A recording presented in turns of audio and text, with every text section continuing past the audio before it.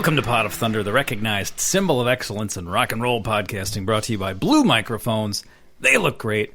They sound even better. And you know who it is? Here's my buddy Andy. That's right. It's your buddy Andy, America's little brother. As always, joined by the one, the only. There he is. Bam! Bam! Gnarly Nick, the garlic dragon in the house. Thanks. What's up, Nicholas? Thanks for having me. Oh, it's always a pleasure. When you came in, did you check if the roof was on tight? Yes. Oh, was it?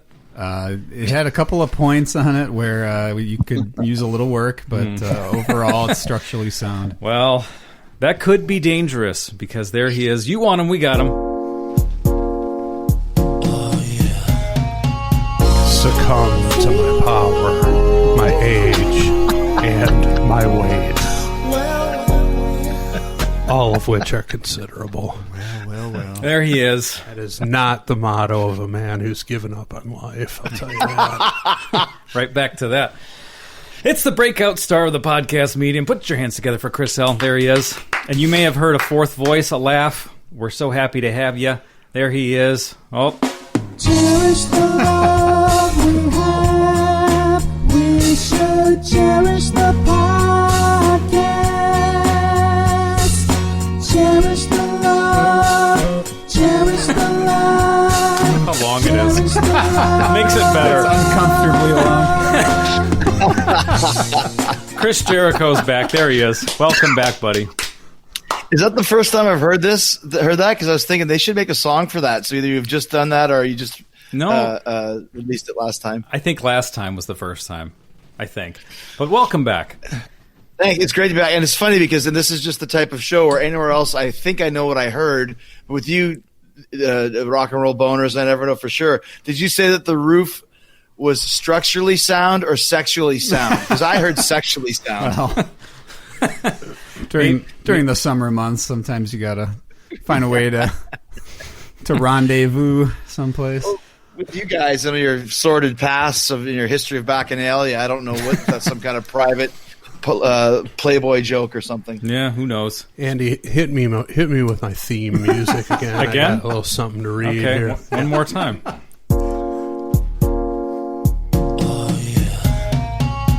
So much fun.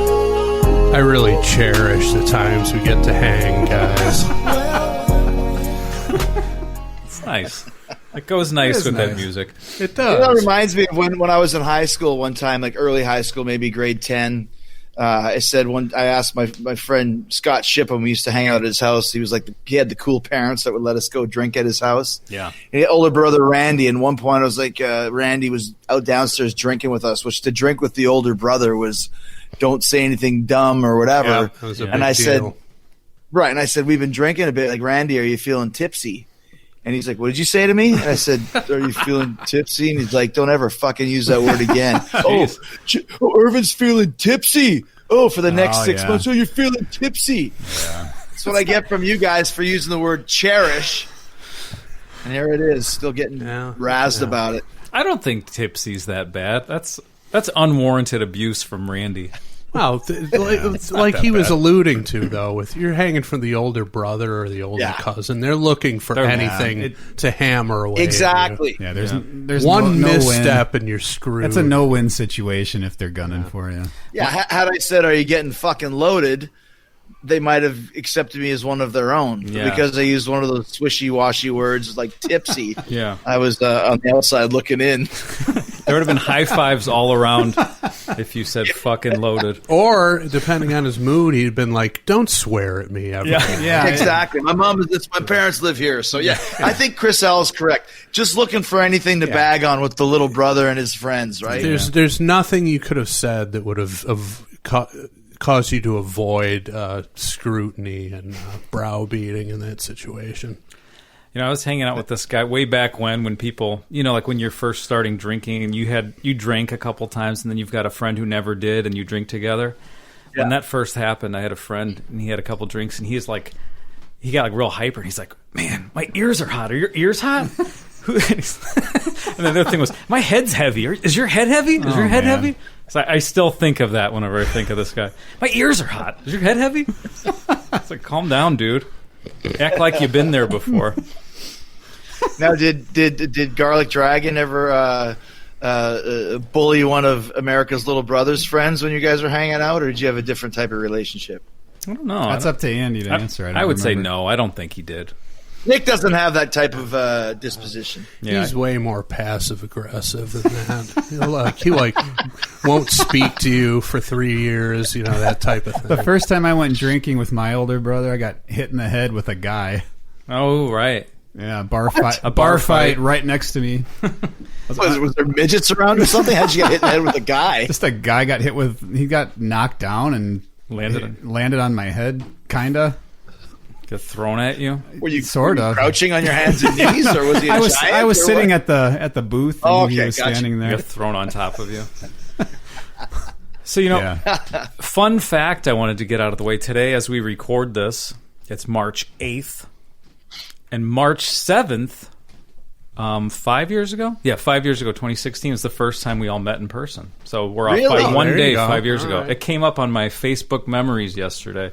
And that was our first session. No, it was when you invited us to the Allstate Arena for the wrestling match. Oh, so that was the first time that we ever met. Yep. Yeah. Yep. Did we do a podcast that night as well? We did not. That was the next time. We were still sizing each other up at that point. In fact, I was convinced that you lured us up there to kick the shit out of me. Well, it was originally all a trap. Yeah, which that's I never what I told thought. you guys. Well, I'm glad none of us used the word tipsy that time. That would have been the end. Well, that's because you were still angry at me for stealing your very inventive catchphrase of "Pot of Thunder." And you're on the warpath. I heard about it. I heard about it long before we ever spoke. Yeah. Which is why I reached out to you guys, because I had been listening at that point for a little while, right? Because I remember thinking, how the fuck can these guys do a whole podcast on one song? That's going to be super boring. Yeah. And I think I picked like Master and Slave or something really obscure. Because these guys must know what they're talking about if they're doing Master and Slave. And I really enjoyed it. So then I started becoming a fan. And then I started hearing rumblings that somebody in your camp wasn't too happy about using the Pot of Thunder catchphrase. Well, that's when you came sliding into our DMs on Twitter. And it's like, what did he say? Are you guys near Indianapolis? And I'm like, oh my God, this guy's tracking us down. He's going to kill me. And I said, no. Go ahead. I think it's because the Paul Stanley rapper goes, come on, Hammond. And I was like, well, I know where Hammond is. I wonder if that's where they're from. So. Yeah. You said, what do I have to do to make this petition go away? That took the internet by storm. This potential lawsuit. Yeah. We're going to serve papers for. You're going to be hearing from our people. Wow, so that was 5 years ago. I thought the first time was actually in a smaller place like a Champaign or a Hammond. No, it was in the United Center? No, Allstate Arena. Whatever. Rosemont Horizon, Allstate Arena, yeah. And where did I meet up with you guys? There. You're like, can you make it? Come down here on the floor after the show. So we just talked. That old trick. Yeah, we were standing in the way of all the crew putting stuff away. They all looked Sent pissed. one of our guys to go grab you from the crowd and bring you back to the stage. We just snuck back. It was easy. Yeah, anybody could do it. You're like, see if you can sneak down here. I was like, all right, let's see what happens. Nobody said anything.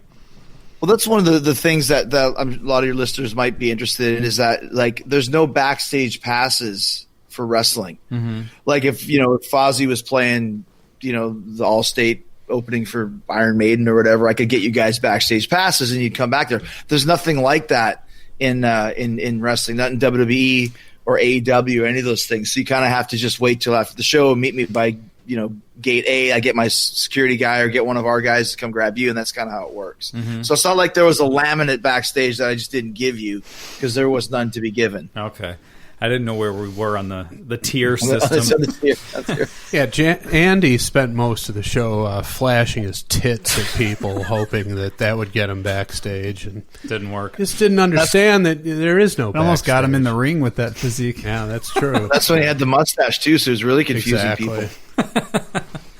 Mustachioed lady flashing everyone. All right, well, happy 50th year anniversary, guys! Yeah, happy 5 years. I didn't realize that. So it's your turn, Chris J. Yes. We don't know what it is. The three of us don't. We want to be surprised. But you say that this is a good one, and you say we'll be able to find it. So that's so that's two things we big need. clues. There's the clues for you. No, like the show's always been great. I've done 10, 12, 15 times. Love all of them. But I felt our last one, I felt we missed the train a bit. Mm-hmm. And listen, by the way, I shouldn't even say anything because I'm happy just whenever I'm able to get on the show. But last time when we did was Extreme Big Boys Don't Cry. Yeah. And I just thought of all the great Extreme songs that we could have done and had some fun with. I just felt like that one just didn't hit the mark as it was a fun show as it always is, but the song kind of left me a little bit like, And this time I wanted to pick one that we all know, and it has a great video to go with it to kind of cleanse the disappointment that I feel. That was it was a disappointing song. Yeah, it was. Yeah, of all the came up great Extreme songs, I didn't like it. Yeah, it came up a little bit short, but this week we've got something else. So we're going for it. All the stuff that Chris L likes and hates. I know that Nick loves this era of music, and maybe probably this band as well, because they're very popular, but they were never huge. But they still exist today in different forms, with the kind of the one guy, the one constant. But I think it's one that it's got all the tropes and trappings of everything that we loved and hated about this era and decade of music. Okay. Intrigued. Well, say no more. Do you have the information in front of you, the album and whatnot? I do. Okay. So we're getting into it. We don't have any souvenirs or merchandise that we got to talk about or anything? No. Well, you get the song is introduced by yourself, and you read. Well, I know, but I thought you guys had a closet and all that stuff, like whatever it was. Or someone's knocking on the door, and the delivery guy delivers some. That ended with the Kiss songs, and then we switched to the baked treat stuff, but I don't see anything on the couch. I'm afraid there isn't any right Nick now. didn't bring anything for us, so yeah, we're just moving right. I'm ahead. ready. Okay, I'm ready. Well then, because the timing never works right with when we play your clip, I'll just do your part, and then you say the thing. So, all right, Hammond. This one's called. No, don't you say it's by? No, I think it's. I think it's this one's called. The song off then of, the band by the band. Yeah. Okay. Called. You guys do Song, know how to album, do your own artist. show. I'll stop being a backstreet driver. That's fine. All right. Or backseat driver. Okay, I'm ready. All right, Jacksonville. This one's called Love Machine. Off of W.A.S.P. by the band. W.A.S.P. Ow! Oh man. So I What do don't you think? What's your reaction, Nick? So this is the same album that Animal is on? Well, Animal's kind of like the B-side from it. Oh, It wasn't okay. actually, but same era for sure. Okay, I'm curious because I remember not being a huge fan of Animal. Okay, So that's I'm not a good song. Yeah, it's so I'm curious about this one, Love Machine. Did you like I Want to Be Somebody? That one, yeah. That was this the was- big single that I remember. Yeah, this was the follow-up to I Want to Be Somebody. Okay. Off the same record. What about you, Chris? I can't say I've ever heard this one, but Oh, great! Oh, I like this. Yeah, W.A.S.P. There's always entertainment value there. I'd have to say And- my favorite W.A.S.P. song is "Wild Child," though. Yeah, I agree. With That the is a video. great song. The Ray Charles cover, I Don't Need No Doctor. Well, there's that, but Ashford and there's- Simpson. The video is great because there's a Plunkett-esque slow motion descent from not a drum riser in the W.A.S.P. video, but a some sort of rock formation. There is. And, Andy, are you familiar with this song at all? never heard it. Okay. This was actually covered by Fozzy on our second record, Happenstance. Oh, okay. So we have done this song before.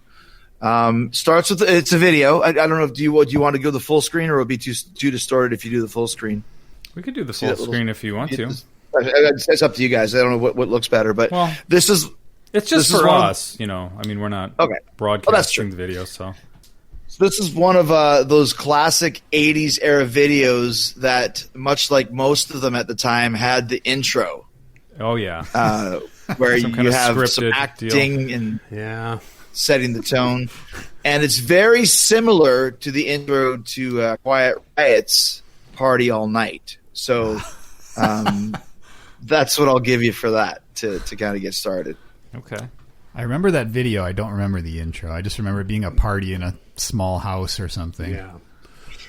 Yeah. I mean, nerds hold party, but then, bullies find out about it and all hell breaks loose. That's the way it goes. Start getting tipsy. That sounded like that sounded like every weekend in high school. So the aforementioned cool parents went out on vacation, and word got around in school, and you all went over there and trashed the place and evaded the cops when they inevitably showed up. With absolutely no remorse whatsoever. Oh, none whatsoever. I remember going to one young Rob Kolak's house where we stole his family pictures off the wall, and somebody the statute of limitations is over, right? It was 35 years ago. Yeah, you're clear on that. Somebody stabbed his there's waterbed with a knife. Ancestry.com. You can find all that stuff again. So stole his family pictures and stabbed his waterbed with a knife. Ooh. Oh man, Bad. That's rotten. That's some damage. That's some Cross the line on that one, I'd have to I say. think so. The stealing of the family pictures is great, but the destruction of the waterbed, that's got a price tag attached to it. I'd go the other way. I'd rather have someone stab my waterbed than Steal the family pictures? Yes, I mean back then, 35 years ago, it's not like I'll just print another one at Walgreens for 8 cents a copy. It was a different time. And who knows? You might have no negatives. Makes me feel sad. It could have been the last known picture of his mom or something that we stole and threw out of the car window. Think about what how much it costs to replace that waterbed mattress, plus the water damage from all that water spilling out. And this was far before alien tape was a thing where you could just patch up something like that. Alien tape? Yeah. What is that? Like a duct tape or something? That's one of those infomercial rolls of tape that can fix anything. I'm not familiar with alien sorry. tape. Did I step on the commercial for this week? We're not sponsored by Alien Tape. Not anymore. We're not. We're a Gorilla Tape podcast. Oh, sorry. How dare you? I had a sort of a similar experience. Not really, but at a party like that I went to with a friend. I didn't even know whose house it was, but my friend took their cordless phone and then he threw it down the street as we left. I'm like, wow. That was completely unnecessary. My goodness.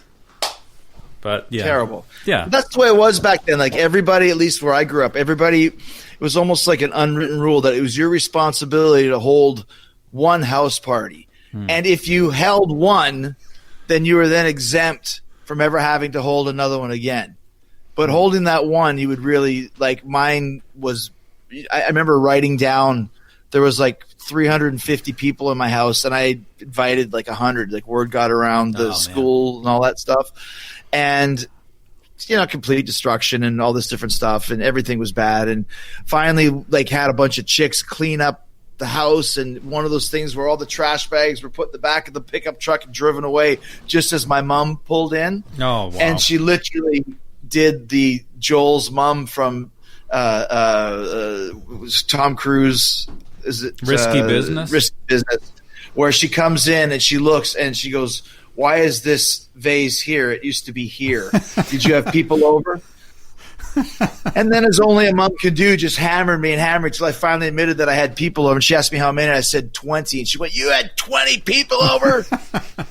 And, of course, 10 years later, I showed her the list of the 350 people that I had written down, and she then proceeded to beat me among the head and upper torso. "Yeah, you little bastard. I knew it. Mom, I'm 25 years old. I don't care." Well, you had the fight for your right to party video happening in the living room. Livestock walking around. Oh, wait, I'm thinking of Hot to Trot. That's same song for the party scene. That's right. Yeah. Did you have any damage? It wasn't too bad. The most of the damage was like cigarette burns were the big ones, which then you would just take cigarette burns on your couch cushions. Then you would just turn the couch cushions over. Yeah. And hope that your parents ever did. I just remember that I said to my one friend, nobody goes to my mom's room. Like, stay out of my mom's room. And I go in there later on, and my fucking friend is banging his girlfriend in my mom's bed. And I'm like, what the? You had one rule. Yeah. You know, and then everything just, you know how it is. If you guys ever had house party, I actually called the cops on my own house party just to clear everybody out. I've only heard of one other person doing that. I heard a Dean Martin story where he did that. Called the cops. So on you his and own Dean party? Martin called cops on your own party to get it to disperse. That's good company, baby. Yeah. And coincidentally, at your party, I heard, and the Hot the Trot scene, Tim Kazurinsky was present at both. He was there, and he was a fucking drug addict. Holy, he did so much coke off of whore's ass in my room. Couldn't believe it. Sweet Chuck no more, man. That police academy thing was bullshit. All right. Are you guys ready to get started with Love Machine? I'm already seeing a flashback to my high school years in the opening still. Is that because of the vehicle, a Volkswagen yes, Bug? sir. That was my first car. Got access to the family's 74 Volkswagen Super Beetle. Wow. And people are still, myself included, confused as to how I never got laid until I got to college. And it was one of the reasons, the vehicle I was putzing around town in. But it was a Super Beetle. It was. It was still, I think the Super would help. I went to high school in a somewhat affluent Detroit suburb. That car was not going to get you any action. So, all right. Well, see, you go back to the days that like just having a car would get you action. Like now, Right. it's all about they've got a new Beamer, and the 17-year-old's got a frickin' a brand new Cherchez La Femme or whatever the hell they're calling those cars these days. Yeah. Back then, if you had a fucking 76 Volare with rusty paint, but it drove, you were kind of a Lothario, if you will. Yeah. yeah, times have definitely changed. These kids, they don't know what's going on anymore. They don't know how good they have it. Driving around in their joie de vivre all over town. Yeah, a veritable bon vivant, if you will. Like just to drive around on those Jean Beauvoirs, like they're going out of style. All right. Well, All right, I'm ready to get here into we this, go. but first we have to take a quick commercial. yes. Let's do this. We have to pay these bills. Can't wait. Commercial time. That was it. That was good. Now we're ready. Oh, nice. One of my favorites. That's one of our better That sponsors was pretty right there. incredible, actually. We need to Very take a moment. reliable. Yeah, they take good care of us. Yeah, we really do. All right, here we go. Love Machine. So they're wait a pulling minute. into the driveway. That's a convertible. If I'd have had one of those, maybe things would have been different. They got some money. Yeah. Leather seats. The Did you look works. like this guy, a really nerdy guy? I was Little worse Bianca. than this guy. Ooh, look at that. Marty Feldman and Marky Post, it looks like from here. Yes. And she's one of those ones when she takes the glasses off, much like the Kick-Axe video, you know she's going to be super hot. She's kind of hot with the glasses on. Like every teacher in every video. Feldman left behind. Oh. Scratched the end of his nose. No credit card swiping for him tonight. No. Uh-oh.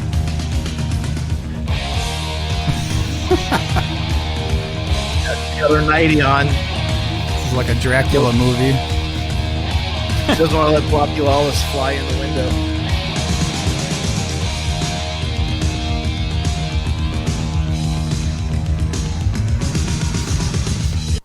Musically, it sounds like something that could have been on the Creatures of the Night album, actually, so far. W.A.S.P. kind of had that heavy Kiss vibe, Yeah. like a Gene song type vibe.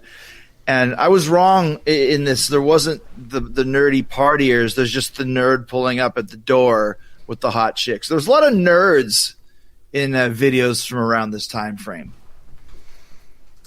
Lady, have you known me, the perfect love machine? I'm stuck on my All right. How menacing is a plasma ball? That's one of those things where you put your hand on it and the static Right. comes over. Yeah. Yeah, so, Yeah, so it's like, Blackie hiding behind a static ball. Yeah, it's like, where'd they shoot this? At Hot Topic? Just have him pull one of those off the shelf and get a shot of it.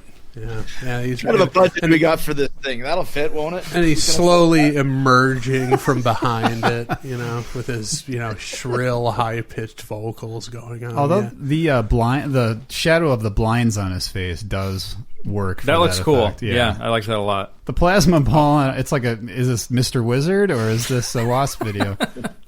Mr. Wizard. Yeah, I went to this children's, like an indoor.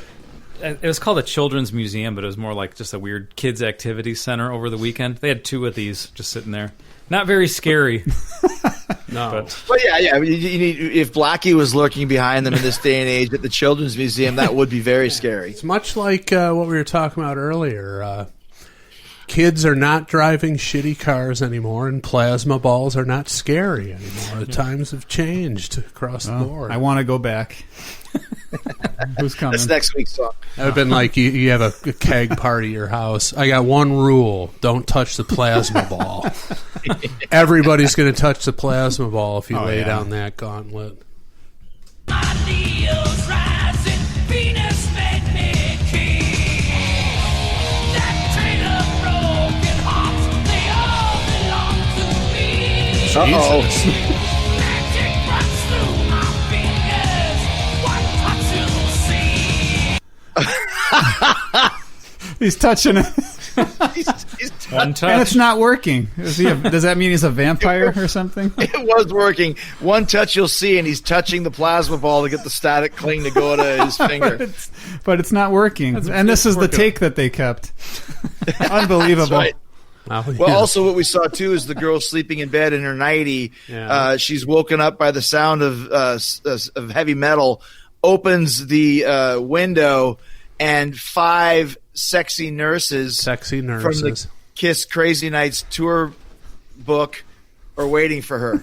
Now, they're nurses for what reason? Does she have some sort of medical condition that we're not aware of? Is she in hospice at this point? I hope not. Wow.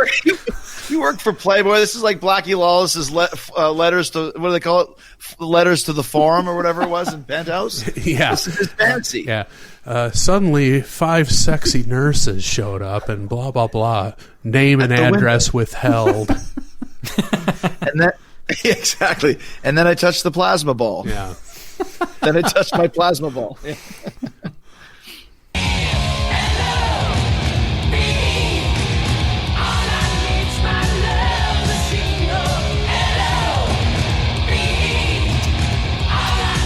See, she is dead. She was in hospice. She's crossed over.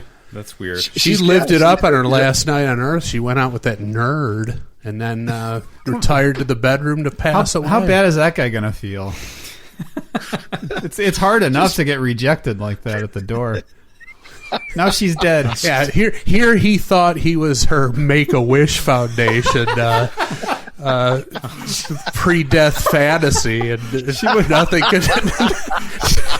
could be further from the truth. She was, can I just say something else too? One of the reasons why W.A.S.P broke up very quickly is because the other guys in the band were angry that Blackie kind of made it all about himself. Mm-hmm. It's been 1 minute and 44 into this video and song, and we've never seen the rest of the band. Just a close-up of Blackie. Right now, the plasma ball has more of a presence than the other musicians in W.A.S.P. How do you have Chris Holmes in your band and not have him in the video in the first minute 44? Right off the bat. Yeah. Well, that's why I love the Wild Child video. Holmes is prominently featured in that. Yeah. Incredible. You probably saw this one and went, okay, that's just got to change. Yeah, they had a band meeting after this, and it's like, okay, less videos about some woman in hospice, more videos about us standing near some rock formation, playing Wild Child. He put his foot down at that point. When the Make-A-Wish chick is getting more airtime than I am, it's time to fucking shake things up in this organization. Yeah. I like the song so far, though. It's right. I went into it with just a bad taste in my mouth from the Animal episode that we did. I don't know, that's last right. year or whenever that was. How do you have a bad taste from that? I don't like that song. What? I don't like it either. What's wrong with you guys? Stock.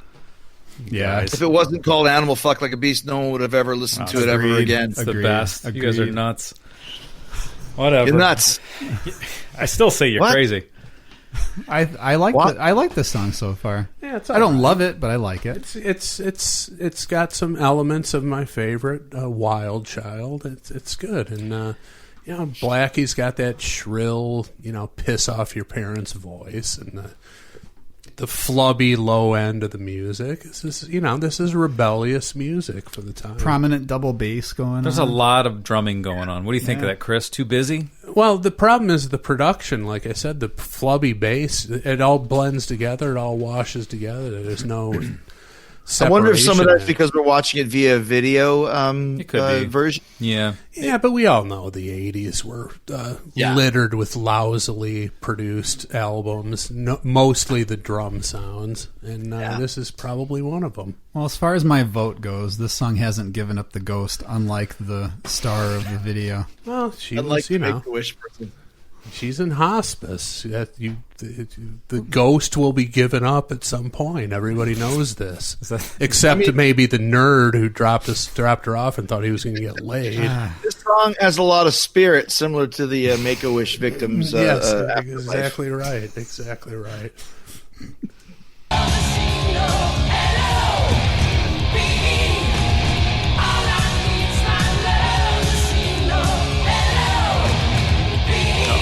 Jeez. Sort of 20 years earlier, the whole Timberlake on Janet Jackson move, just ripping parts of this woman's clothes off. And he had no choice because he's got a saw blade on his hand, and even if he wanted to just tap her on the shoulder, some threads are going to get caught in there somehow, and trowel will be dropped whether he wants there to be or not. Yeah, especially with her loose-fitting hospital gown that she had on. Exactly. Once again, now the nurses have more appearances in this video than Chris Holmes. This might be Chris Holmes' pool, though. This looks similar. If his mom Actually, is this is sitting more like- there on a chair around the perimeter. When you see this, it's more of a Luke Skywalker in the healing chamber in Empire Strikes Back. Okay. It's more of a It's like a plasma or something? yeah, it's more like a tank than it is a Oh, pool. okay. Like a Houdini escape. There you go. Okay. The Amazing Randy, if you're a Happy Days fan. Okay.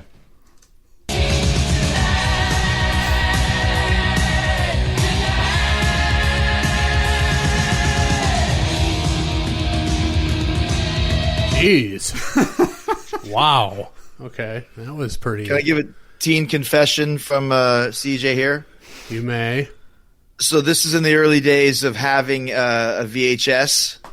This was recorded on a video show, and this scene paused. Self-pleasuring was taking place, and the next scene where she pulls her pants off, and you see just the jiggle of an ass. Yeah. That was another spank bank material that was kept in my head for quite a good length of time. You can see a boob here. You can. Well, you can see nipples. Yeah. See areola. And pre-Pornhub, where you could just go find tits whenever you wanted. Once again, kids are not driving old cars, and kids aren't having to search for a nipple like we did. You have to pause this thing.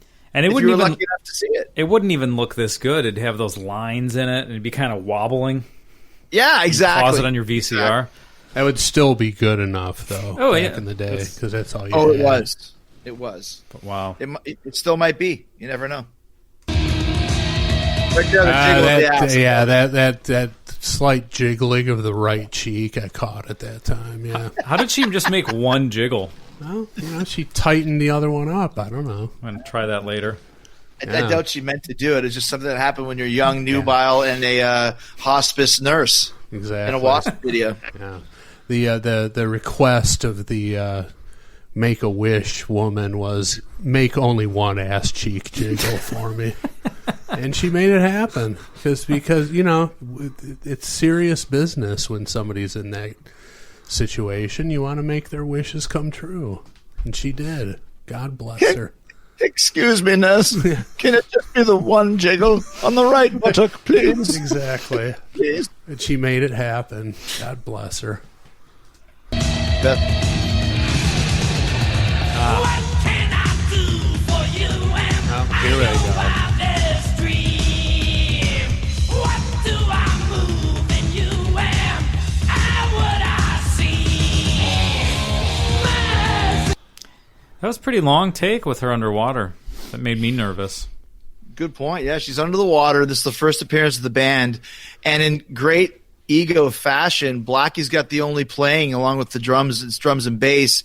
He can't even be bothered to play the bass. He's too busy using his hands and pushing the chick's head back there. And it's like, fuck it. I'm going to take the only instrumentation, and I'm still going to not even play anything.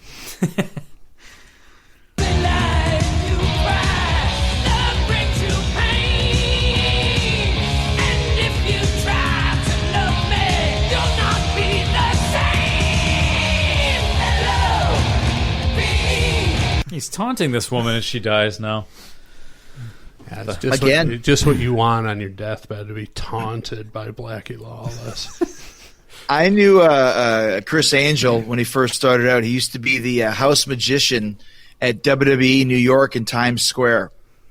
And so I met him a few times, and I saw him, and he said, like, in a couple days, whatever it was, I'm going to be in a tank of water for 24 hours. And I'm doing it from WWE New York, and I want you to come and support me. And I was like, sure, man, fuck, no problem. So he was submersed in a tank of water for 24 hours, obviously with a thingamabob, air tank or whatever.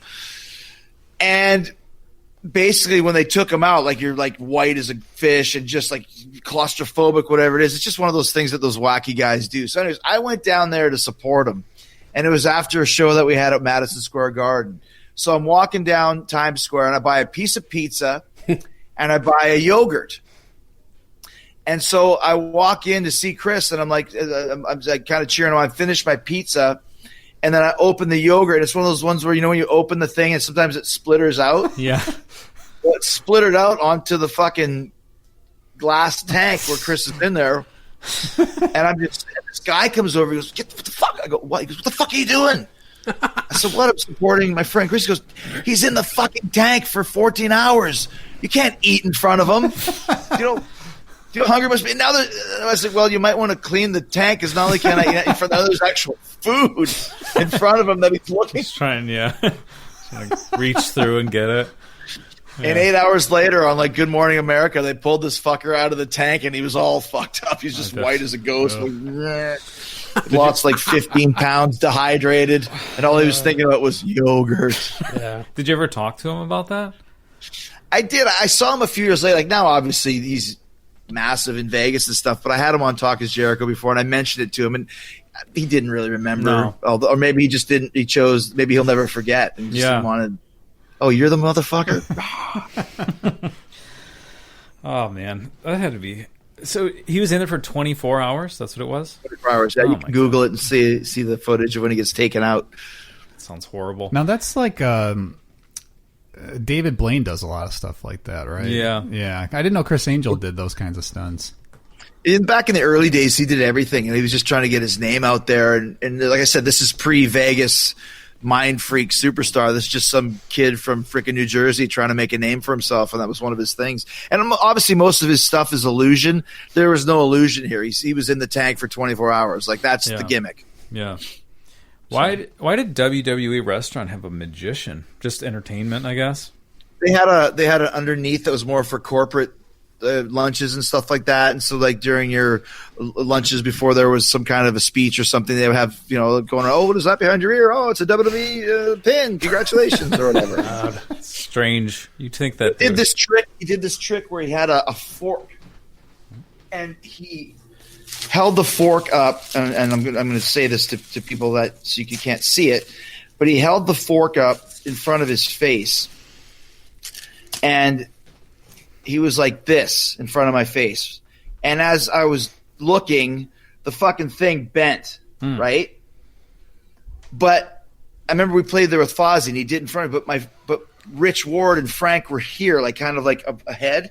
and they were laughing because what they saw was how he was actually doing it, and what I saw was this fork like bending by his mind.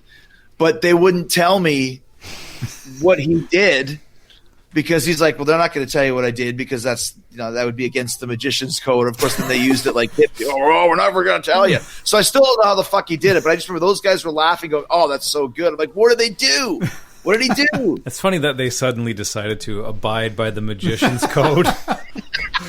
So that's something they never considered, but from that point on. If I asked them now, they probably wouldn't even remember, which is even worse. Yeah. Now, let's keep going.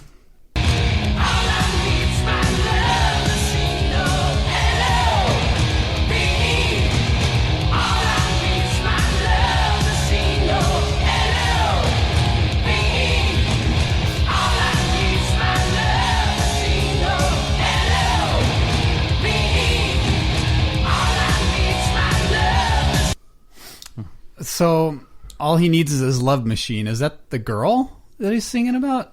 What's the love machine? If it's not the obvious appendage, I think it would be his girl. His girlfriend is his. The girl's the love is machine. his love machine, right? Yeah, If we go to the lyrics, lady, have you known me, the perfect love machine? I'm Virgo, my Leo's rising. Venus made me king. That trail of broken hearts, they all belong to me. Magic runs through my fingers. One touch, you'll see. So is he suddenly singing from her perspective then? Like maybe it's more of a Gene perspective, where like he's the love machine. He's the love machine, and that's what you're gonna say. You're gonna all I need is my love machine. I think so. Because his Leo is rising. His penis is a lion. That's what he's going It's not for. as bad as I want to put my log in your fireplace, or I want to put my king bee in your hornet's nest, but it's pretty close. Hot knife through butter. Oh,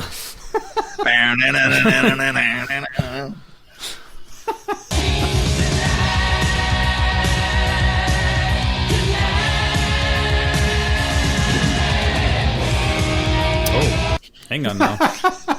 Just remember always thinking that Blackie's man boobs were just jiggling more than the chick's ass in that last scene, and that was not something that I paused the VHS on. No, he wouldn't. So we got like a slide guitar thing happening here. Sounds like we're going right. Slide guitar. Yeah. Getting a little bluesy all of a sudden in this one. I love it.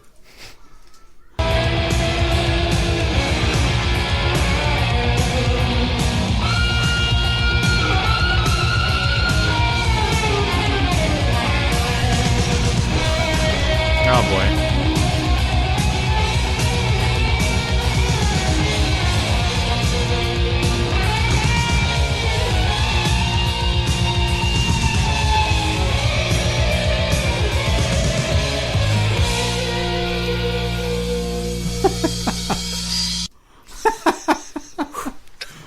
Well, they had to take a breath after that solo. Yeah.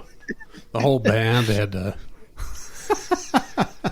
The swinging of the hair was always Blackie's big gimmick. Yeah.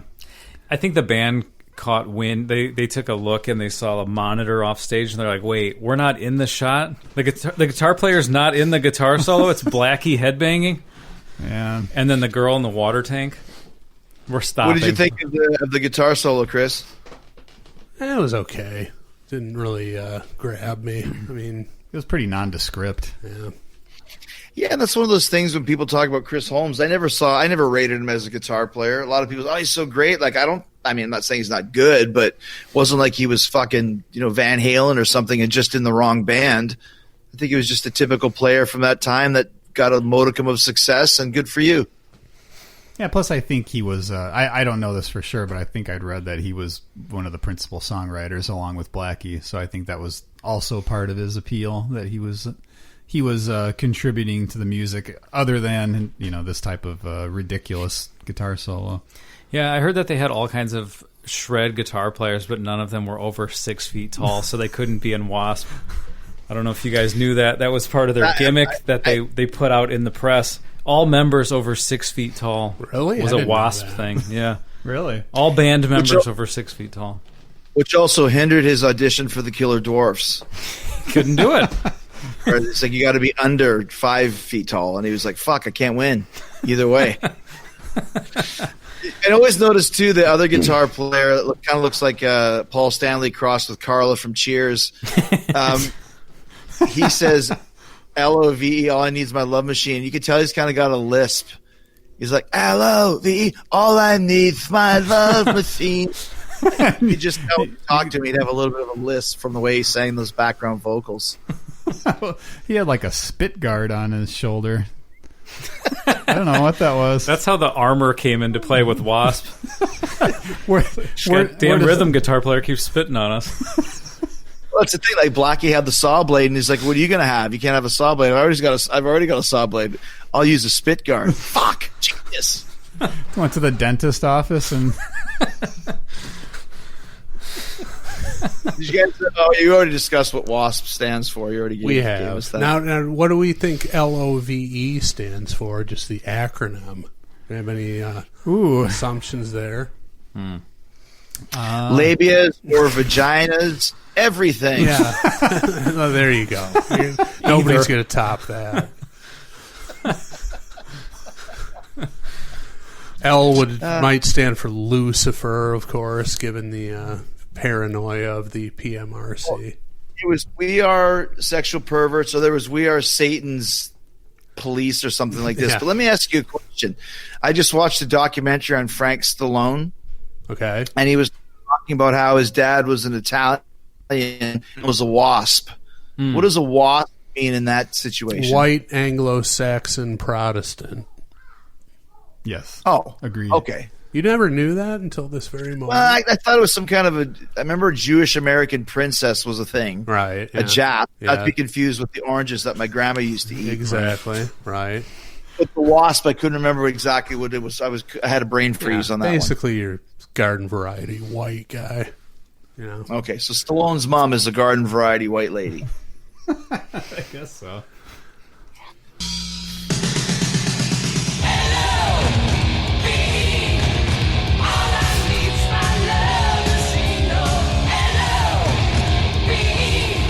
Okay, just give me a quick rewind there, quickly. Okay.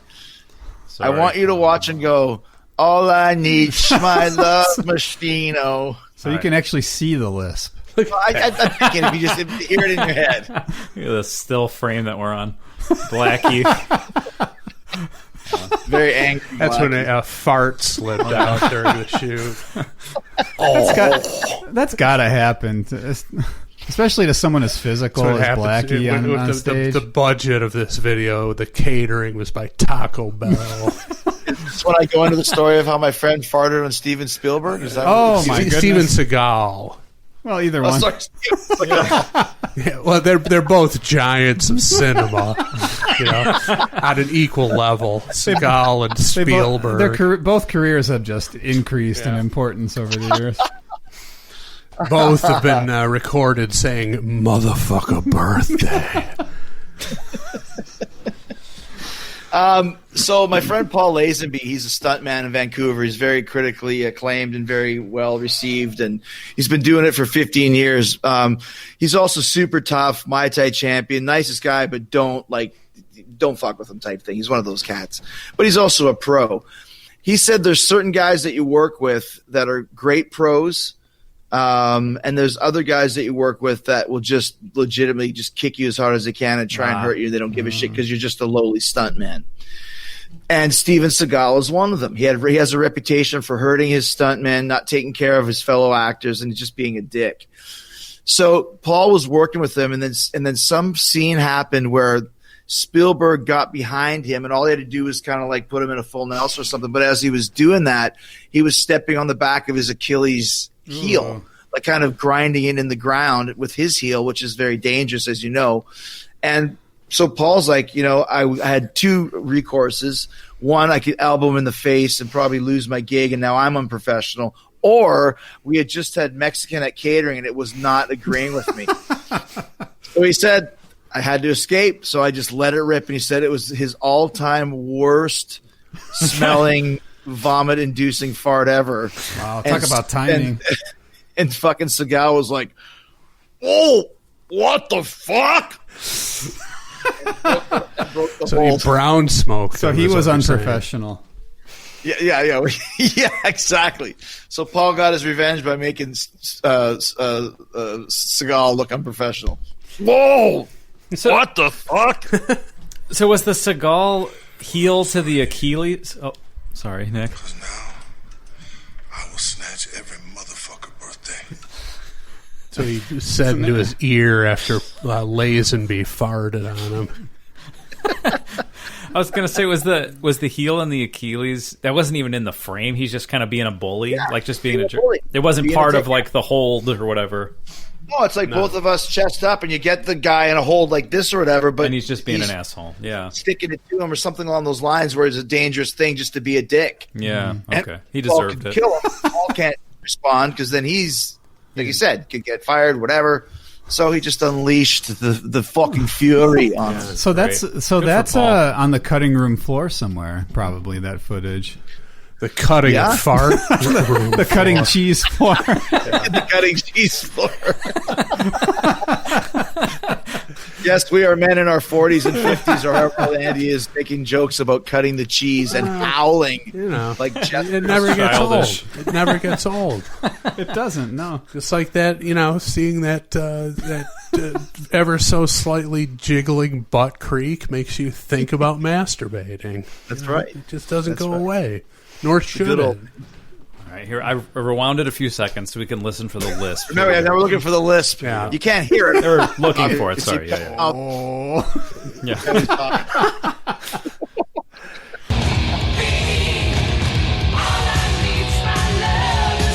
Oh yeah. I see it. See? Yeah. Yeah, that guy's. There's a little bit of a crinkle in the video there, but you can see all I need. Yeah. He's fourth on the depth chart of members of W.A.S.P who are banging any of these nurses on the set after the Oh film. yeah, he's not even the drummer. The Distant drummer's fourth, yeah. higher. Oh, and plus he's got a lisp. Yeah. So what chance does he have? Even if he was number one, it's like, I'm the guitar player of W.A.S.P. Yeah. Sure you are. That's an you have a road- that's an unfortunate band name Yeah, for someone exactly. with a lisp. And what would the acronym LISP stand for? See, that would be like the gay W.A.S.P tribute band. It would be LISP, Lisp. That would be a great. And I just Great got thing. canceled. So nice knowing you guys. It had to happen eventually, and it finally did. Yeah. But Lisp stands for losers into stroking privates. That's all you're gonna get when you have one. oh Jesus!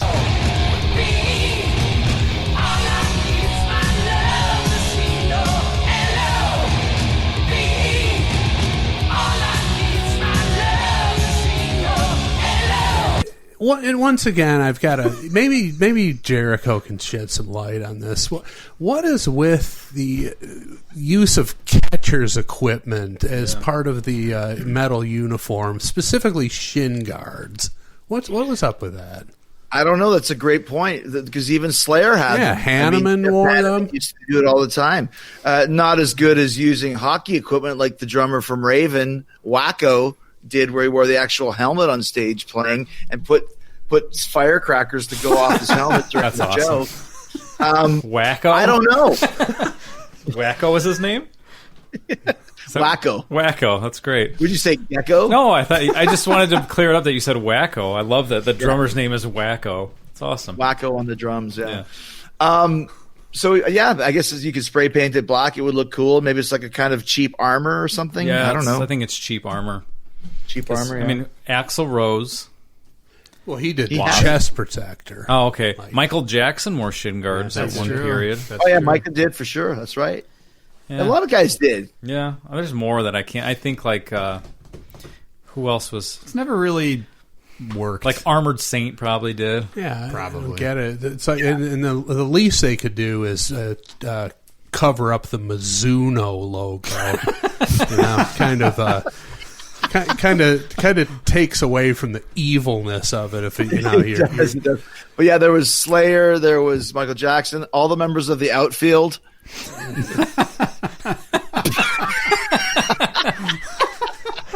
Oh boy. I don't lose your love. Oh my god. So when the guitar player, they asked the guitar player what LISP stands for, and it was as the girls were walking past with other band members, it was "Love is slipping past." Yeah, well, it's not happening for him. In fact, Except for him, it was "Love is slipping past." Yeah. The guy who brought the Taco Bell catering is getting laid ahead of that guy. Chris Holmes' mom, who looks on in disapproval, is getting laid before that guy. The guy who rolled in with the 40 burrito supremes cut into 2-inch sections for the catering dish. That guy's getting laid ahead of the rhythm guitarist W.A.S.P.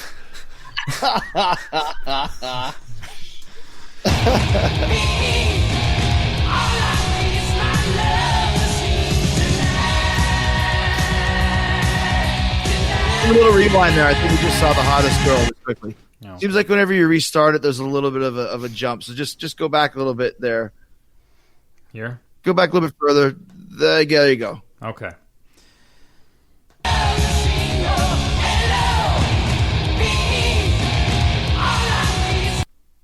The hottest one right that there. one? Yeah. You think so? I don't know. You see her face at least. Yeah, You don't like that's it? the only one whose face you could see. Sometimes that's not a good thing. Well, Sometimes you need to just see a jiggling ass cheek is all you need to see. I think she belonged to the jiggling ass cheek though, maybe. Well, and if that's the case, then yes, she is in fact the hottest. The girl in the background looks like she's about to get into the back end of a horse costume.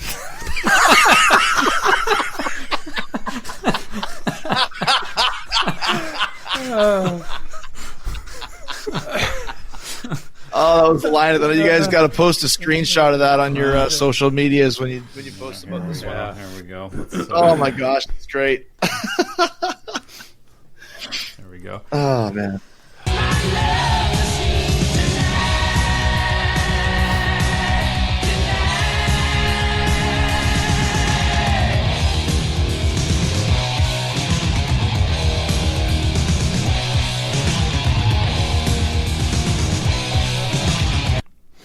So I guess the song's coming to an end, and didn't really say that much musically, but it's for a W.A.S.P song. I would say it's got one of the better hooks that I've heard. Not that I know that many. I mean, I Want to Be Somebody, I think that's the best hook that I've heard by them. Well, but- you've clearly never heard Wild Child then. Let's just see the last harping 5 on that. seconds of the video because I think something happens. I don't remember. Oh goodness! Oh, she wakes up. All of a sudden, there's a monogram on her pillow. Yeah. Smoking, by the way. There was it's- smoke coming out of it's a- those letters. Yeah, yeah, she it's- rolled over and it said "wasp" under her pillow with smoke coming out of it. It's like anybody can have an embroidered pillowcase. She got a branded pillowcase. Yeah. Once again, on her list of wishes for her dying breath. Branded W.A.S.P case. They put it in the casket with her before it was all over. She saw it wondering in the hit Maybe if we parader. would have followed the nerd home, if it would have been more interesting than the Wasp video. I think so. Yeah, what video did he go live? He probably the had rest of that a night? falling down-esque kind of a walk home. Either that or like a domino, or maybe he's cruising the city and Yeah. ordering some fast food and hanging out with people at the drive-thru and stuff. Maybe. All right. So there you go with the Love Machine by Wasp. That was it. So you brought it to the show, Chris J. Why don't you vote Sweet Surrender or Kick in the Crotch? I'll give it a Sweet Surrender. It's sweet surrender. Hell yes. Definitely, if there wasn't a video for that song, I might not have chosen it. I just wanted to watch the video with you guys because I hadn't seen it in a while. And the video holds up as far as just having hot chicks in it and a fairly cool looking band. And the song is pretty strong, like you said. On that album, I Want to Be Somebody, still the one, but Love Machine is probably number 3 behind Wild Child as my 3rd favorite Wasp song. And it's a pretty easy chorus. L-O, don't, V-E, don't. Anybody can sing it. I'm sure it went over great live. Yeah. I saw W.A.S.P live once, opening for Crocus. Opening for Crocus. Yeah, if you can believe that, in Winnipeg Arena. W.A.S.P, Helix, and Crocus. That's a dog's breakfast of a lineup right there. What year? Do you remember what year that would have been? Yeah, 84. And I remember that that's this. Blackie fell down at the beginning, and they played half the song in black while they were trying to help Blackie get up. I don't know if he hurt his leg or something. And then they continued, and then the singer of Helix hit himself in the head with a mic stand and was bleeding. And then Crocus had this giant backdrop that fell down Oh, wow! during the show. So it was a Cursed evening. Cursed performance that night. Yeah, it's hard to get up in your platform boots when you're over 6 feet tall. Exactly. And you've twisted your ankle. Yeah, That sounds worse than the Montreal show with GNR and Metallica. Well, yeah, for the bands at least. Yeah. At least none of us got beat up. or Well, anything like that. except for James Hetfield. I mean, that was... Well, yeah, exactly. It didn't get... And then combine the fact there's probably 3,000 people in the 14,000 seat Winnipeg Arena, so it was not one of the most infectious concerts I've ever been to. was that where the Jets played? What's that? Was Yeah, that- the Jets played. the Yeah. Jets played. Okay. Yeah. Wow. So I'll give it Sweet Surrender, and it might be better just from my memories of it than actually is hearing it now, but I still like it. All right. Who's next? Nick, Chris L. I'll go next. I'll give it a Sweet Surrender. It's sweet surrender. Hell yes. Far more palatable than Animal. Oh yeah. Much better song. Yeah, I'm with Andy on this. I'm more of an Animal fan than of fan of this one. And I wasn't that big of an animal fan either, but Oh my. I would rank it above this one. I mean, I thought the guitar solo for this was... I don't want to be too brutal about it, but I'll just say nondescript again. It was just there. It was buried. It was unremarkable. Not composed whatsoever. No, not Just composed. let rip. A Mark St. John-esque approach to playing guitar solos. Yeah. So even with that, I still think that it was a pretty good song. It had some good hooks in it. Good drumming. Video was pretty hilarious. The video's the best part of it. Yeah, probably.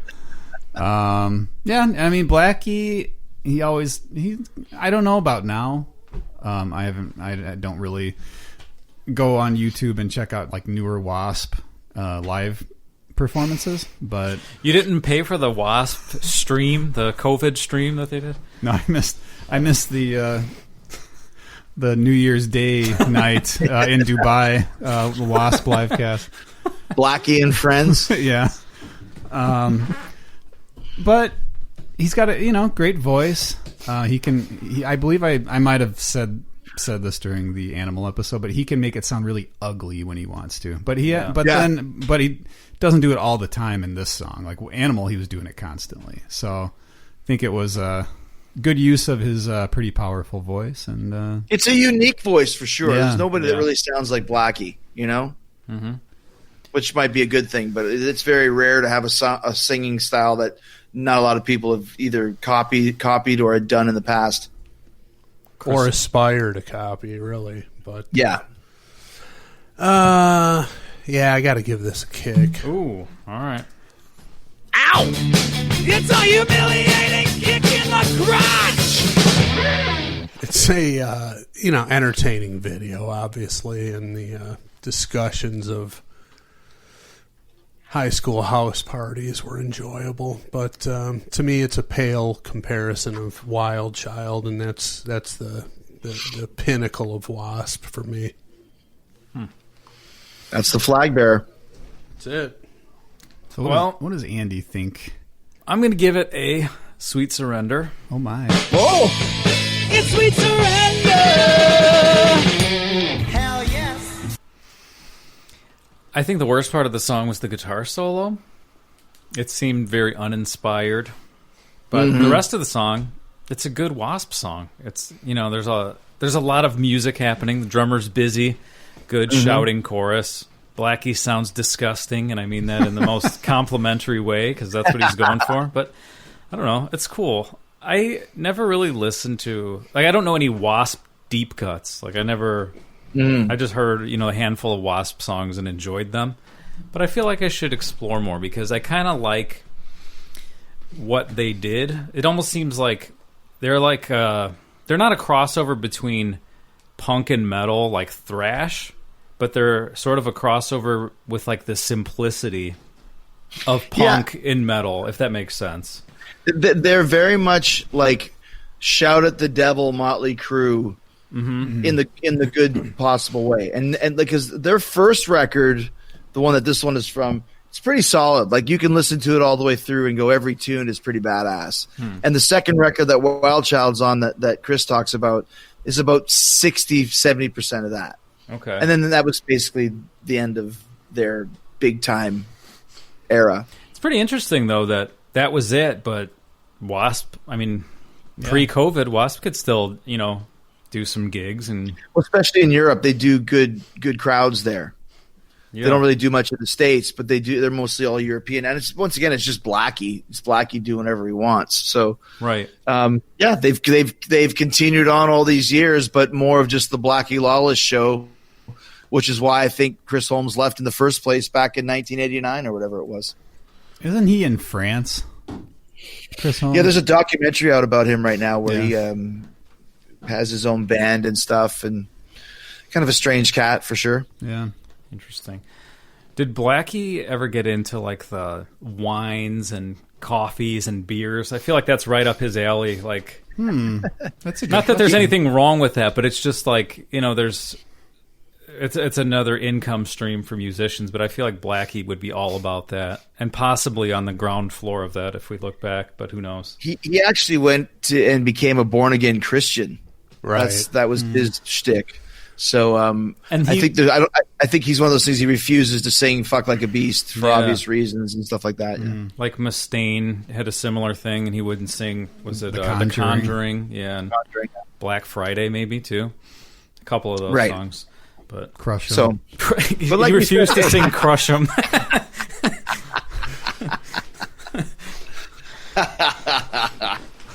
His spiritual advisor told him never sing it again. He thought it had something to do with nothing objectionable. No, it's just terrible. Yeah, it sucks. what happened was when the Make-A-Wish victim passed in the video, her soul came back to talk to Blackie, a la Bob Cratchit in Christmas Carol, and told him to turn his life around. And that's when he dropped "Fuck Like a Beast." He dropped "Holmes Like a Bad Habit" and got into Jesus. Yeah. Hey. And he's just killing it out there with the success. So.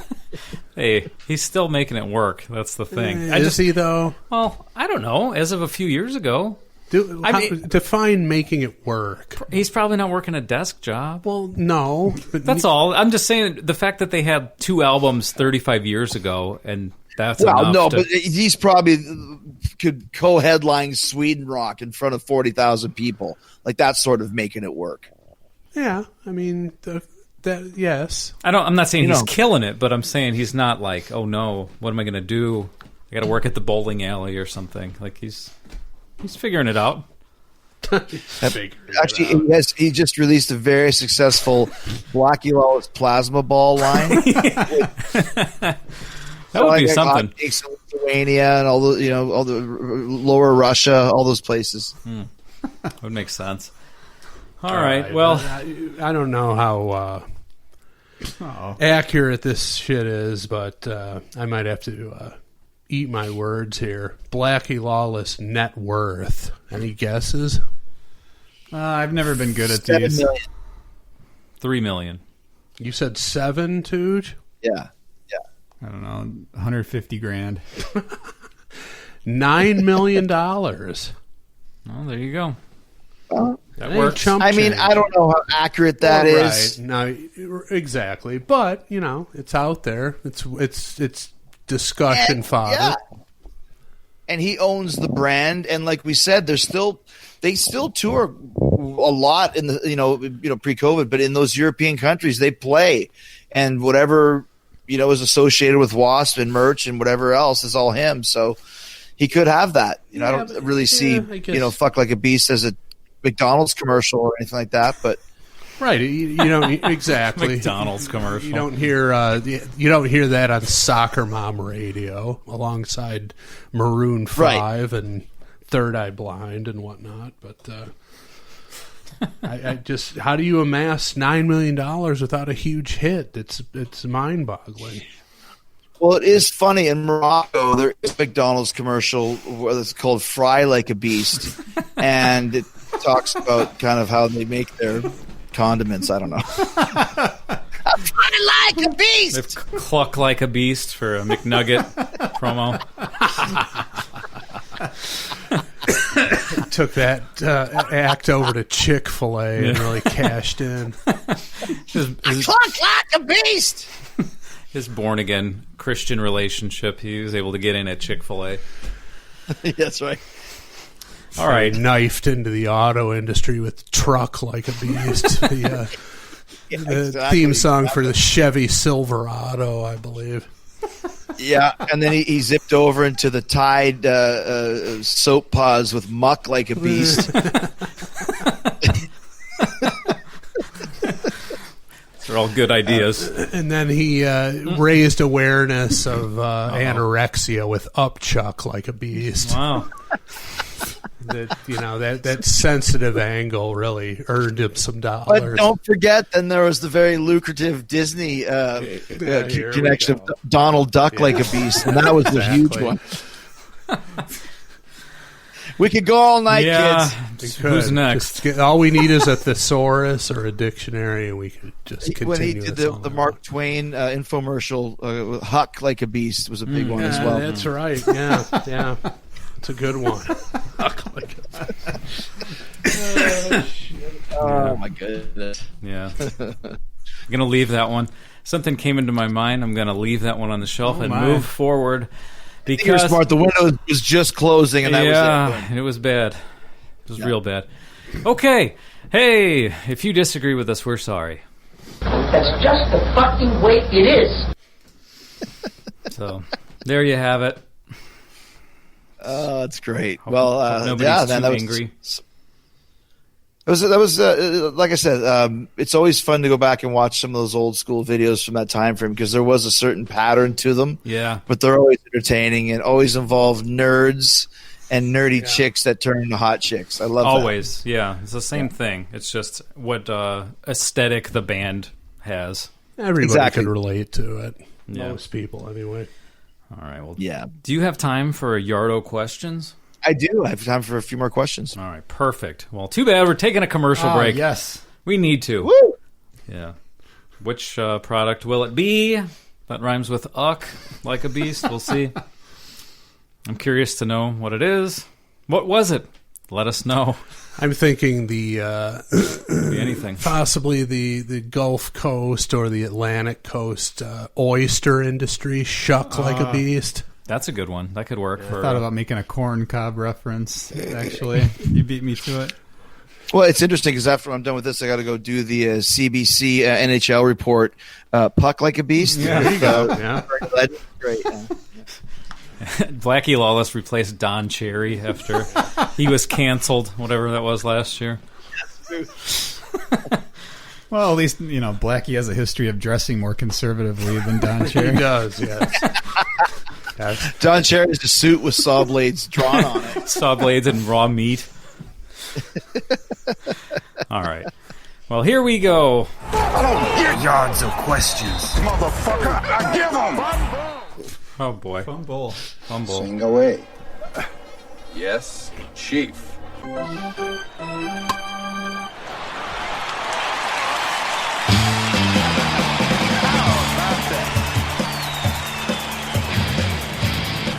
Oh, so many Yardzo questions.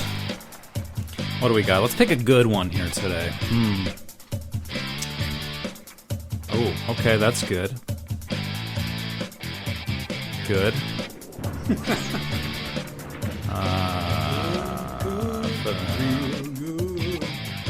That's a good one. Maybe that's a winner. I'm going to look at one more. How often do we get new ones, by the way? A few a week. Not bad. Yeah. I got one more I want to look at. We're not going to do that one. That's on the more ridiculous side.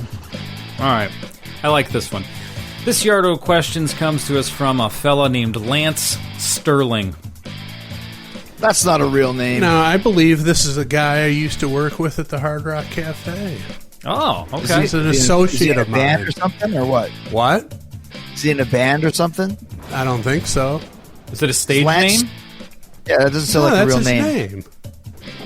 Lance Sterling, yeah. I know this Sounds guy. like a Porsche belt comedian to me. Yeah, I know this guy. Does he have any lead-in text that alludes to our relationship? No. No, that figures. That sounds like Lance. He says something, but he doesn't mention He's you. playing it cool. That's so Lance. He says, "Dear rock and roll bone yays, There you go. a yard for your consideration." All right, okay. All right, here we go. Question 1. If you could erase your memory, what concert would you want to experience again for the first time? That's a great question. Okay, I'll do mine. So like we actually get to go experience it now. Yep. Go back in time. I'll do the Kiss Animalized tour because we love watching the Animalized Uncensored so much, and it's such one of my all-time favorite gigs. I would love to go back and see that gig. March 9th. Holy shit, is it March 9th today? Tomorrow. March 8th. Tomorrow, 1985. So 36 years ago tomorrow, I saw Kiss for the first time on the Animalized tour in the Winnipeg Arena, the aforementioned Winnipeg Arena. So I would like to go back and see that again for the first time just to see if it's as great as being there live as it is watching this fucking thing, 4 or 5 times a year for the past 40 years almost. But that'd be a fun one to see. And also to remember, because I know Paul Stanley was holding up a Michael Jackson action figure. He pulled his pants down and went, "Look, anatomically correct, no dick." That was an insult. I love how he had to explain what anatomically correct meant. Yeah. No dick. We were in a smart patch up in Winnipeg in '85, Chris. Everyone was just looking at each other. It's a great joke when you have to explain the punchline. It's just a telltale sign of a classic. You guys have busted me on that a couple times. Brilliant ripper. He probably just could have said that without the rest of the Michael Jackson thing. Just yelled that out to the crowd. Would have got a No response. dick. When I say no, you say dick. No dick. That could go with the chorus of Love Machine. Yeah, there you go. No dick. Doo-doo. N-O! Dun-dun. Dick! All right. What about you guys? Nick and Chris. I'm still thinking. I'm going to say Rush on the Signals tour when I saw them at Joe Louis Arena in Detroit. The old man worked the third shift at the Detroit News as the copy editor there. So we were like, so yeah, Dad, after you get off of work, can you go stand in line for Rush tickets for us? Because you'll be like first in line after you get out of work. And he actually agreed to do it. Hang on. And so, like, after second hour, my friends are like, call your dad, find out if he got the ticket. So we went to the payphone, by the front door of the middle school. And I called him up, and of course he was asleep. I woke him up. He's like, what do you want? I go, did you get the Rush tickets? He goes, yeah, I got the tickets. I go, are they good seats? And he's like, hold on. He pulls out the tickets. He's like, main floor, row 6. Is that pretty good? And we were shit. up in front for Rush on the Signals tour. And I don't think I was equipped to appreciate it the way I would now, and that was the only time I've ever seen them, so I would like to go back to that one.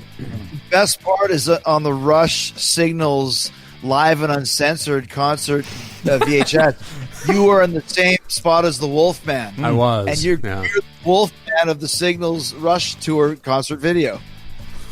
I bet you the Wolfman was at that concert as well. I was going to say probably what he was. He went to every You show saw that how came good he through. was in '84. Of course, he was there in '81. Was Wolfwoman with them? The often There referred weren't to? a lot of women in the crowd. No. That much I remember. A wolf man is not a one wolf man. Okay? No, he's not. A one woman man. One Woman Wolf. Took me a while to spit that one out. The last time I went to Rush, when they did Moving Pictures in its entirety, I saw this girl that I used to date. She was a Hawaiian tropic chick back in the 90s. And she was at the Rush gig, and she looked just as good as always. And she had Rush tattooed on her inner forearm. And I was like, so you are living proof that there are hot chicks that like Rush, to the point where you even got their name tattooed. She said, that's why I did it. I got so sick of people saying that, oh, chicks don't like Rush. It's like, I do, and there's the proof. Wow. Now, That's nice for daddy. Like early 80s or so, wasn't Rush like every high school kid was into Rush for a period there? It was definitely the case in the Detroit area. Yeah. In Canada too, but all guys. Oh, it was all chicks like guys? Rush. Okay. And they also never struck me as a nerd band. They were more like a stoner band, coming off of Hemispheres and Farewell to Kings. You know, all the heads liked Rush. They weren't really a nerd, cerebral band. I think it became a nerds band just by the fact that how fanatical their fan base is, and just how they appeal to basically one certain demographic, but that demographic is millions and millions and millions wide. So if you don't get it, then they're nerds. But when you're a Rush fan, you know that that's not the case, you know? Right. Kind of like Kiss. To Yeah, some people. Yeah. Kiss, wrestling's the same. You know? Star Wars. I'll go all with the let's see, a band that we have not had any song picks from, pretty shockingly, on this podcast in how many years now? 8. 96, believe it was at the United Center. I get my venues mixed up sometimes. Metallica Load Tour.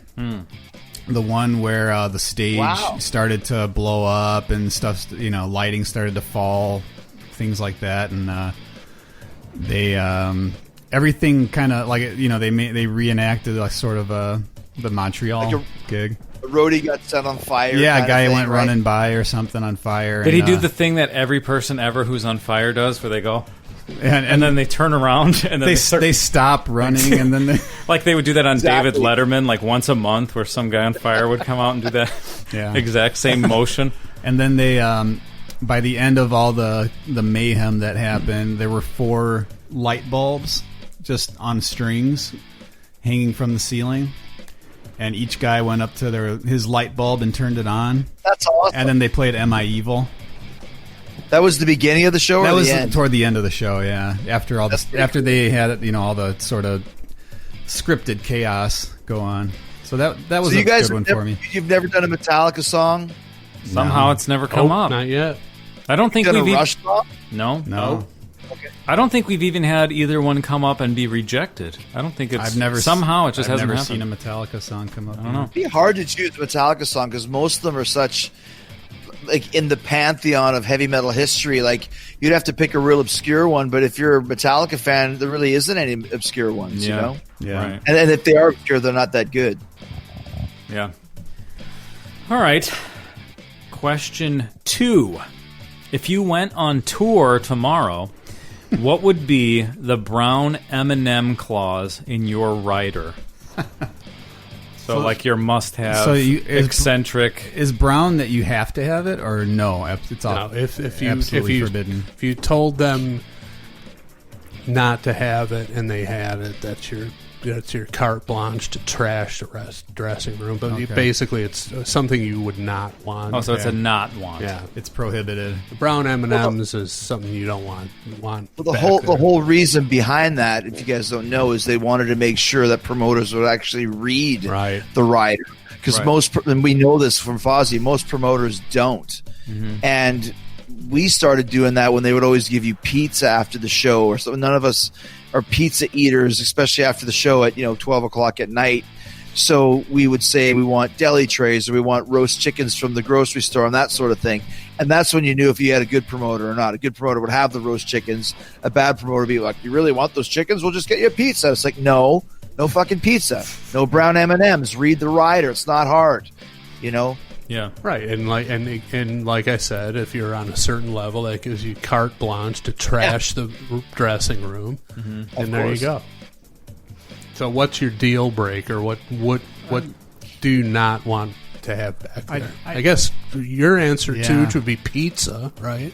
Yeah, it's not what you would not want. It's just make sure that you read the fucking rider. It's not hard.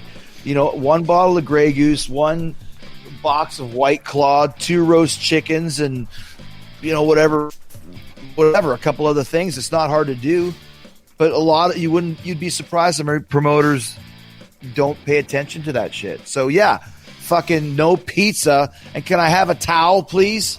Is that too much to ask for? Here's what I don't want to see: no fucking towels. That's what I don't want to see. And why would that be? Just because you want to take a shower, and sometimes they don't have a towel for you to dry yourself off with. Oh, there you go. Okay. Especially when you come from WWE. I headlined Madison Square Garden, the biggest gate at the time ever, Boxing Day 2008, and I took a shower and dried off with paper towels from the paper towel dispenser. They didn't have towels? No towels. Jeez. That's weird. Was that BYOT back then? Yeah. The old Biot rule. Yeah. So is that in your Pot of Thunder rider? Because I get pizza like every time we get together. It's like the opposite with Pot of Thunder. Yeah, it's the Grey Goose, actually. You guys listened to the rider and bought me the Grey Goose. That's right. There it is. Thank you. And also the weird brown vase thing as well. That's on my rider, so thank you for that. We always have that ready for you. Always ready for right there, and then, of course, the vodka right there. Thank you. Well, what if I want to change this question? Because I think... No, you guys tell me what you want to do. I feel like I'm interpreting this as what would be like your eccentric, weird must-have if you could have that. Oh, okay. Instead. Because I feel like that maybe that's a more fun question than like... What do you not want to see? Unless you have a great answer for what do you not want to see. But I feel like... I got one for both. I'd like to have a battalion of dead, sexy nurses waiting to take me to the afterlife just in case it happens to me that night at the show. That's reasonable. That is. Is that good? Okay. I've got an answer for either or, I guess, for both ways. If they just said, "Hey, what do you want? What's when you get off stage?" As weird as it may sound, something like a creme brulee would be awfully nice. Something with a lot of calories. Like when you something see it, creamy like that, like kind of light. Candy shell on top. Yeah, something kind of light. Don't torch creamy. it until I walk off stage. That's true. Yeah, if that sugar starts to get liquidy, it's no good. Then yeah. For something that I don't want to. If I'm the star and I get to be eccentric, I'm going to say I don't want to see any mushrooms in anything. You bring whatever you want, but no mushrooms in it. Nobody else gets mushrooms. The guys don't get mushrooms. No, apparently. I don't want them. Henceforth, nobody else is allowed to have it. That's fair. When we toured with Metallica, after the show was done, one day I saw an assistant running around going, or the show was about to end, going, "Where's the cheese pizza? Where's Lars's cheese pizza? Where the fuck is it?" What is he? Is he Macaulay Culkin's character from Home Alone? I was going to say Lars McAllister wants his cheese pizza just for him. That's exactly right. Lars has to have his cheese pizza after the show, and I've made jokes to him about it since then, and he doesn't wave it off. He wants his fucking cheese pizza when that show is done, and he better have it there. That's cool. Hey, he knows what he wants. He's Lars Ulrich. He's in Metallica. He should have whatever he wants. Yeah. And he just expended 5,000 calories of playing crazy drum beats. If the man wants a cheese pizza just for him, he should get one. A lovely cheese pizza. Now, if they get him a small, do you think he's insulted? Oh, yeah. Like, you think he's like, this is all I get? That's not lovely. See, he would be one of the guys that would appreciate having a pizza after the show. So it all depends on what band you're dealing with. So if you guys toured together, somebody's going to turn up a winner every night. Either one. Well, yeah, that's when you start playing the end of tour ribs where you put, anchovies on it, or maybe you make it like a veggie special or something. Really fuck up that cheese pizza to show Lars what's up, Chris L. I would say thick sliced cold cuts. Got to be thin. Razor thin. If it's too thick, I'm throwing it out the window and I'm trashing the dressing room. That's fair. Give me my olive loaf that's almost translucent to the point. That's how I like it. Translucent. I'm not touching it if it's like more than 5 millimeters thick. Even that's pushing it. You need a real meticulous promoter to handle that. Mm-hmm. Someone who will stand at the deli counter for 10 minutes with a line of people behind them and just have no feeling of urgency at that point. All right. Question 3.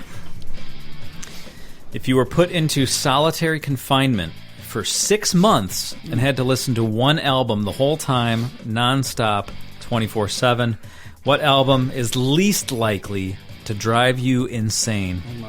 And while you think of that answer, Lance says, can't thank you guys enough for the years of something to look forward to every Monday morning. Thanks, Lance. Thanks, Lance. Well, thank you, Lance. That's very sweet. That was very nice. Lance is a nice guy. He Hell of a guy. always has been. Dating back decades to when we worked together. It's my guy, I won't Lance. tell any stories because I know Tooge hates my stories about my co-workers from back in the day. Fat Stan, if you will. Has that been established in the past? Yeah, whenever I tell my Fat Stan stories, you tell me to shut up. And Oh, stop is that the guy who talking works at about the guitar store or some shit like that? Yeah, this was a co-worker at the Hard Rock Cafe. So. I'm kind of getting sick of that guy. Yeah, we all did to a certain extent. But, When Chris starts talking about Fat Stan, Chris Jericho says, Are you insane? it's my show. I'll talk about whoever I want. I'm still saying that. At the Hard Rock, I heard that after hours, Lance used to pull a pressed ham on the glass with the Rickenbacker Lennon guitar. Yes, he behind it. would. Yeah, disrespecting the Beatles. Oh, man. All right, I got time for one more yard of questions. well, that's it. That's the last That was the last question. one. Oh, well, then it's even better. What It's even album better. would least what be was- likely drive you insane if you had to listen to it on a loop for 6 months? Oh, fuck. I mean, I think it's like a desert island question. I'd probably always go with White Album because it's very eclectic. So there's a little bit of something for everybody sort of thing. But that's a little bit kind of pretentious. But just from a rock and roll album, I mean, Master of Puppets, Kiss Alive, Power Slave, any one of those I could listen to over and over again. But I think White Album would be the one that would give me the most diversity, I guess. Good. Nick? Nick's thinking. I am Nick's thinking. looking at his phone. Something. See, it probably wouldn't be a rock album if I didn't want to go insane after a while. It would have to be something that's I'd be able to sleep. That's a good with. call, actually. Right. It probably as nerdy as this would sound, it'd probably have to be like a sort of a piano bar standards, kind of a jazzy kind of an album. Yeah. It would. I'm gonna go with. I forgot the exact name of the album, but it's a jazz trio thing that I actually own. It's Marion McPartland, female. All right. Jazz pianist. Now you're just getting too out of line here. Showing Are you off fucking kidding a me? You don't even know little, the name of it? It's You like, want to talk about pretentious? I mean, listen to that choice. You got to listen to it for 6 months. You don't even know what it's called. well, I'll know by the end of the 6 months. It's like on 53rd Street or something like that. I forget the name of the street number exactly, but just it would 53rd and 3rd by the Ramones, Yes. over and over again Yeah, for that- 6 months. that- Done. yeah. Next question. There you go. Yeah. Nick and I used to cover that We way did. back in the 90s, Yeah. the late 90s. Metallica covered that too. Oh, that's right. They were on the album that Kiss was on. Yeah. The cover of the album. Whatever happened to rock and roll radio? Yeah. But just my point being, though, it would have to be something that's low key. I don't think I could go with like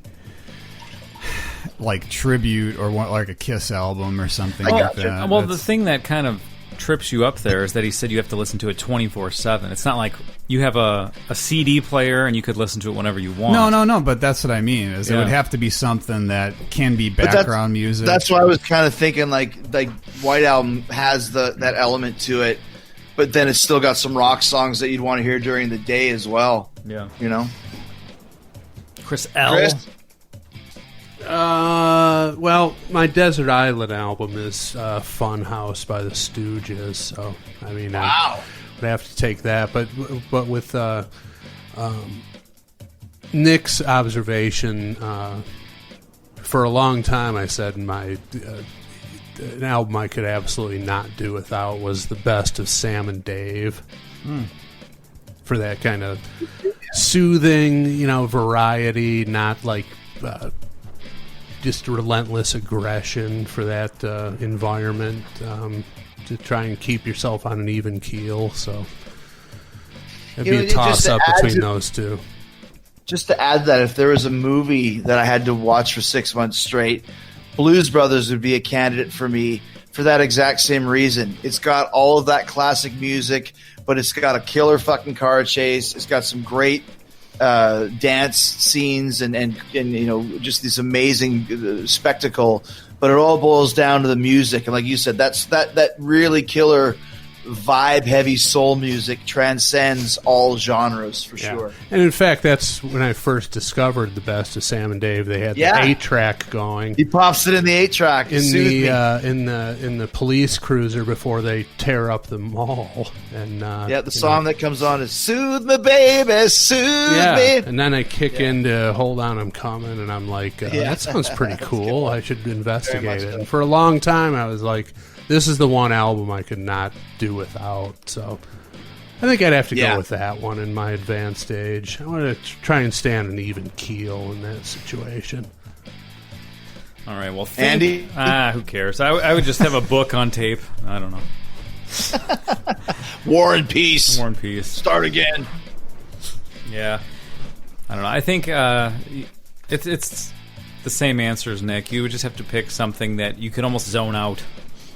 If it had to be 24/7, you could just tune it out and not even know what song it was. Because if it was like something really recognizable, it would drive you insane. Yeah, you don't want a W.A.S.P album for something like that. Yeah. I would almost ask for a guitar with it, so when you start losing your mind, then you could at least learn that album. Learn the whole thing. So that 6 months you at least would have it down, Yeah, that would work.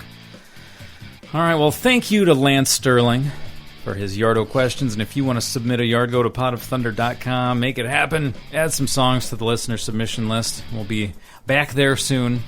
Thank you for listening to Pot of Thunder, the only podcast where every member is over 5'10". And thank you to Chris Jericho for coming back. This is somewhere in the 20s for your 20-something appearance. I can't. Yeah. We're over 20 always now. A blast. This might be always 21. A pleasure. Next time it's your turn again. Your guys' call. All right. Well, we hope you're back soon, and we will see you all next week. Bye bye.